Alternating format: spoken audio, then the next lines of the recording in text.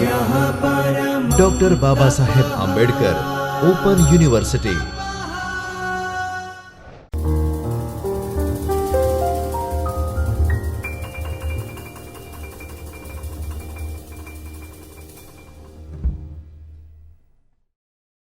A very pleasant good evening, one and all who is watching me currently. I Pragati Kachi and I welcome you all at Chaitanya Studio of Dr. Baba Saheb Ambedkar Open University.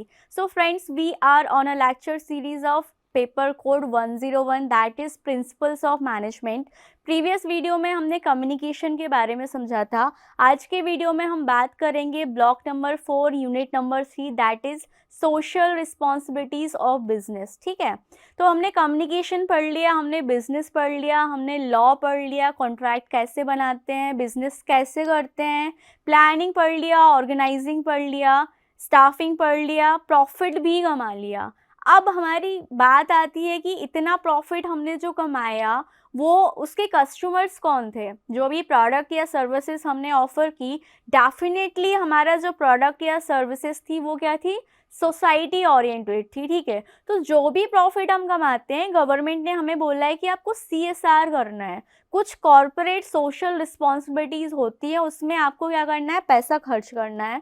तो आज हम समझेंगे कि social responsibilities क्या होती है और corporate sectors को कैसे मेंटेन कर रहा है। After completing this unit you will be able to understand about what is the meaning and definition of social responsibility, what are the features and scope of CSR, क्या benefits हैं, क्या limitations हैं और CSR कौन करता है, ये सारी बातें हम आज के लेक्चर में समझेंगे। So we will start from the first slide, that is social responsibility.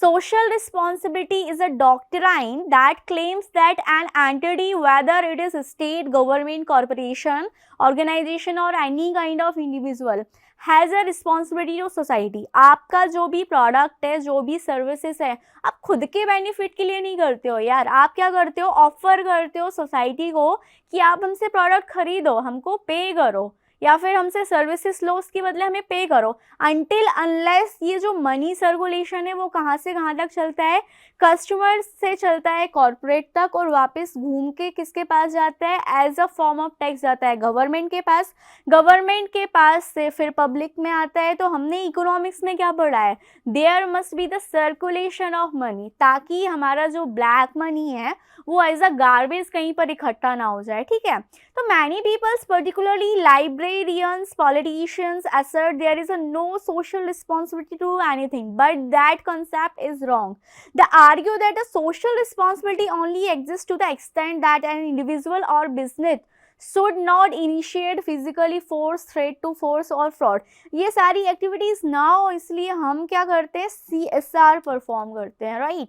तो अब हम समझेंगे कि एग्जैक्ट मीनिंग क्या है। यार देखो, हम क्या है, सोशल एनिमल है, ठीक है, हम सोसाइटी का पार्ट है, तो ये हमारी जिम्मेदारी है कि हम क्या करें, थोड़ा बहुत मैस्लो की हायरार्की नीड्स के अकॉर्डिंग क्या करें, जो लोअर ऑपरेशनल लेवल में है ना ट्रायंगल में, जिनको फिजियोलॉजिकल नीड है लाइक रोटी, कपड़ा, मकान, हेल्थ एंड एजुकेशन, तो उस चीज़ में हम थोड़ा बहुत कंट्रीब्यूट करें। अनटिल अनलेस ये पैसा किसका है, पब्लिक का ही है, तो थोड़ा सा पैसा अगर हमने पब्लिक के ऊपर खर्च कर दिया तो उससे हम लॉस में तो चले नहीं जाएंगे, हमारी ही गुडविल बनेगी मार्केट में अच्छी, हमारा ही ब्रांड वैल्यू अच्छा होगा।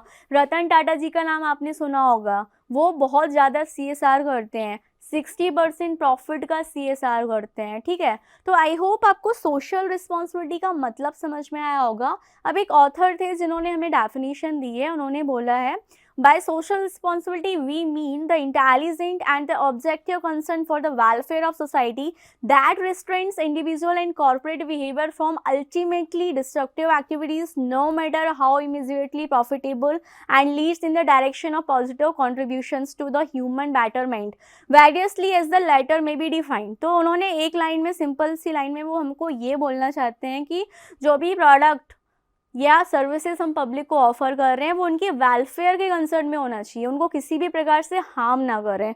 तो ये है हमारी सोशल रिस्पॉन्सिबिलिटीज़। अब सोशल रिस्पॉन्सिबिलिटीज़ के फीचर्स क्या होते हैं, the first feature is a positive, दूसरा न्यूट्रल, तीसरा नेगेटिव। अगर आपकी प्रोडक्ट सर्विसेज सोसाइटी के वेलफेयर के अगेंस्ट है तो डेफिनेटली आप क्या कर रहे हो, नेगेटिव CSR कर रहे हो। अगर आप उनकी वेलफेयर में सोचकर आपके प्रोडक्ट या सर्विसेज की प्राइस को क्या कर रहे हो, अफोर्डेबल बना रहे हो, तो आप क्या कर रहे हो, पॉजिटिव डायरेक्शन में CSR कर रहे हो। The second feature is every person in the society has a social obligation to fulfil. ठीक है, कुछ सोशल ऑब्लिगेशंस होते हैं, उसके बेस पे हमको क्या करना पड़ता है, मार्केट रिसर्च करनी पड़ती है, और मार्केट रिसर्च करने के बाद हम क्या करते हैं, अपने प्रोडक्ट इन सर्विसेज को कस्टमाइज करते हैं। तो ये सब फीचर्स हैं कि हम CSR कैसे कर सकते हैं। ठीक है, अगर हम CSR करते हैं तो क्या होता है, what are the scope of social responsibility. ठीक है, सोसाइटी हुआ, हमारी इंडियन इकोनॉमी हुई, या जिस एनवायरनमेंट या जिस इकोसिस्टम में हम रहते हैं, तो ये सारी चीज़ें क्या होती हैं, एक दूसरे से इंटरलिंक्ड होती हैं। तो ये हमारी फर्स्ट रिस्पॉन्सिबिलिटी है कि इन तीनों का एक दूसरे से क्या कनेक्शन है। ठीक है, क्या वाइबिलिटी है, क्या वो इक्विटेबल है एक दूसरे से, ये जो इकोसिस्टम ड्राफ्टेड है ऑलरेडी वो किसी भी प्रकार से वीक ना हो जाए। ठीक है, तो हमें वो सब ध्यान में रख के भी क्या करना पड़ता है, CSR करना पड़ता है। अब सोशल रिस्पॉन्सिबिलिटी ऑफ मैनेजर्स क्या होती है। ठीक है, तो ये जिस इकोसिस्टम में हम काम कर रहे हैं, ठीक है, उसकी भी रिस्पॉन्सिबिलिटी होती है। अब काम करने वाले सब क्या हैं, ह्यूमन कैपिटल है, तो किसकी क्या रिस्पॉन्सिबिलिटी होती है वो हम समझेंगे। Benefits of manager social responsibility. ठीक है, तो अगर कोई मैनेजर CSR को फॉलो कर रहा है तो उससे क्या क्या बेनिफिट होंगे। The first one is a precautionary major.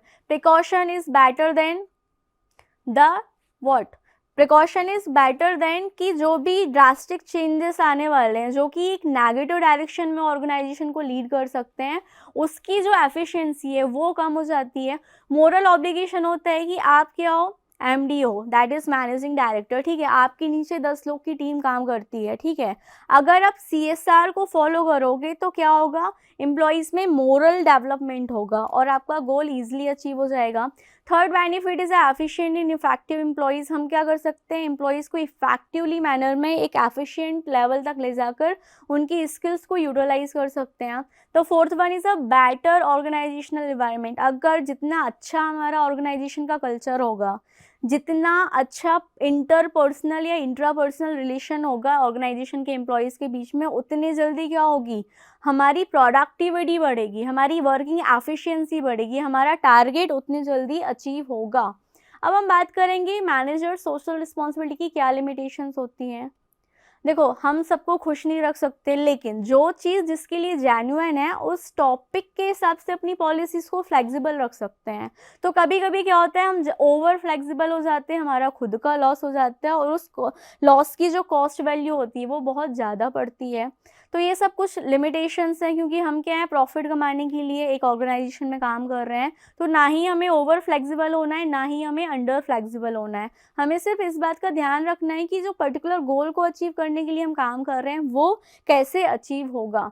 तो CSR में कौन कौन सी पार्टीज हैं जो इंटरेस्ट लेती हैं। ठीक है, तो SR requires the identification of various interest group which may affect the functioning of a business organisation and may be affected by its functioning. तो हम क्या करते हैं, अगर हमें CSR करना है तो उसमें मिनिमम 6 या 7 पार्टीज इन्वॉल्व होती है। सबसे पहले तो जो इंसान सोच रहा है वो इन्वॉल्व होगा, दैट इज बिजनेस ऑर्गेनाइजेशन। फिर उसके shareholders, workers, customer, creditors, suppliers and government and the society they are living. ये सारी चीज़ें क्या होती हैं, इन्वॉल्व होती हैं। तो अब हम बात करेंगे कि शेयर होल्डर्स हैं, हमारे वर्कर्स हैं, कस्टमर्स हैं, क्रेडिटर्स हैं, सप्लायर्स हैं, गवर्नमेंट है, किसका क्या रोल होता है।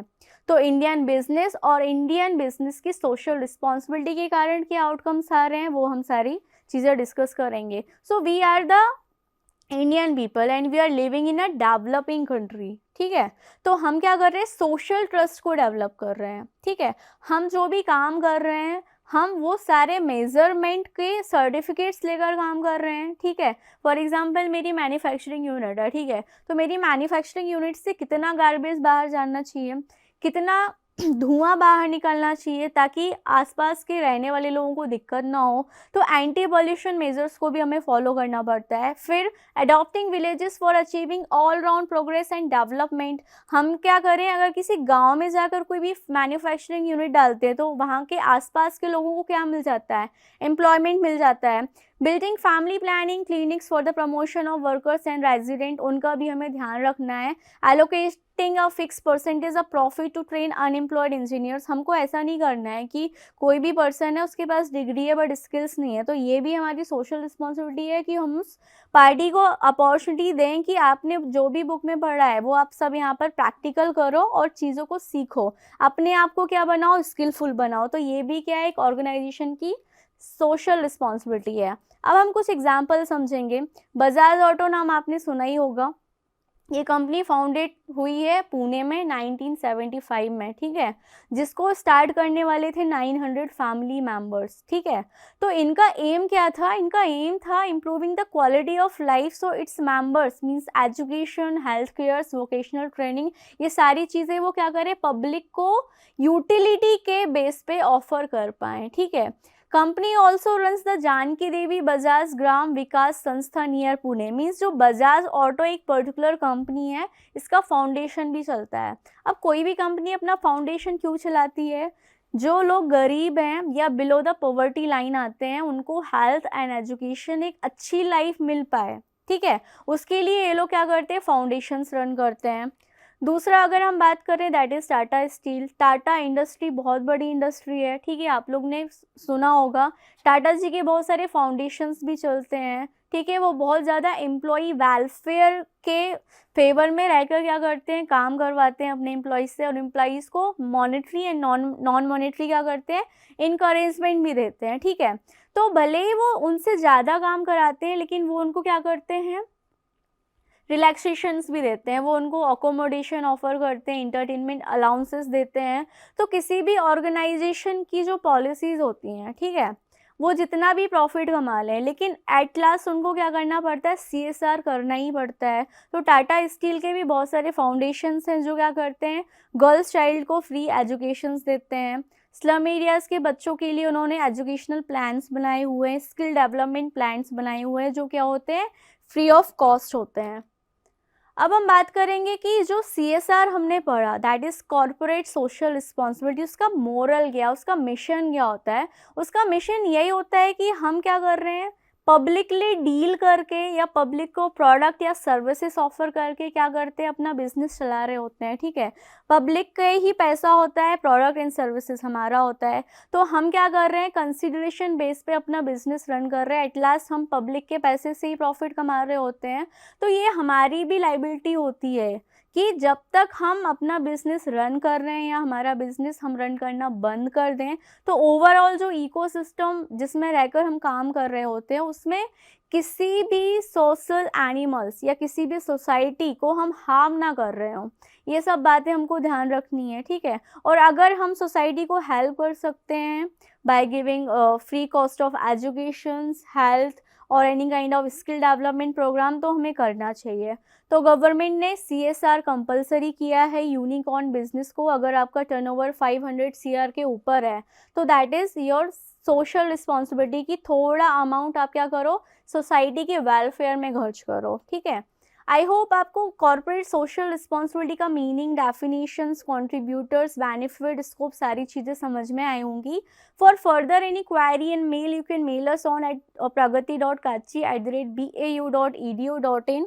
Have a knowledgeful day ahead. Thanks for watching my video. We will meet you soon in a next video. Okay. स्वाध्यायः परमं